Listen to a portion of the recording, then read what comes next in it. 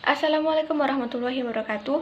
Saya Anisanti Nur Alika Kusumadani dengan NIM 2005001110264 akan sedikit menjelaskan mengenai penilaian kinerja. Yang pertama yaitu definisi.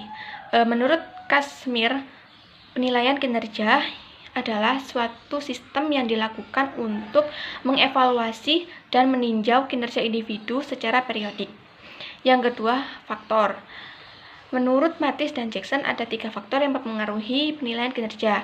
Yang pertama, kemampuan untuk melakukan. Nah, kemampuan di sini dapat meliputi talenta, skill, kepribadian, pengetahuan, minat, dan karakteristik. Yang kedua, usaha untuk melakukan. Nah, usaha di sini dapat diwujudkan melalui motivasi kerja, etika kerja, dan kehadiran.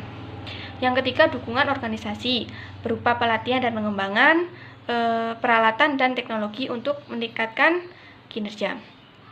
Dan yang terakhir adalah manfaat. Yang pertama adalah meningkatkan prestasi kerja, baik karyawan maupun pimpinan memperoleh umbal balik sehingga mereka bisa memperbaiki pekerjaannya. Yang kedua, mendiagnosis kesalahan desain pekerjaan. Kinerja yang buruk merupakan tanda kesalahan desain kerja. Maka dari itu, penilaian kinerja dapat membantu mendiagnosis kesalahan kerja agar tidak terjadi berkepanjangan. Yang ketiga adalah menilai proses rekrutmen dan proses seleksi. Penurunan kinerja karyawan baru mencerminkan adanya penyimpangan yang terjadi pada saat proses seleksi. Bagaimana jika saya menjadi manajer sumber daya manusia ketika perusahaan mengalami penurunan pendapatan?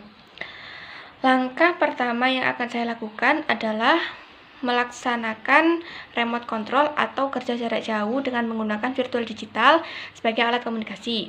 Yang kedua, melaksanakan training atau learning tools dengan meningkatkan konsumsi konten untuk mendorong peningkatan kinerja terampil di saat masa pandemi seperti ini.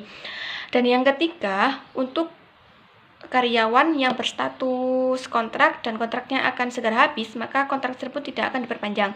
Karena dengan penurunan pendapatan perusahaan, saya sebagai manajer sumber daya manusia akan menekan sekecil mungkin pengeluaran yang ada pada gaji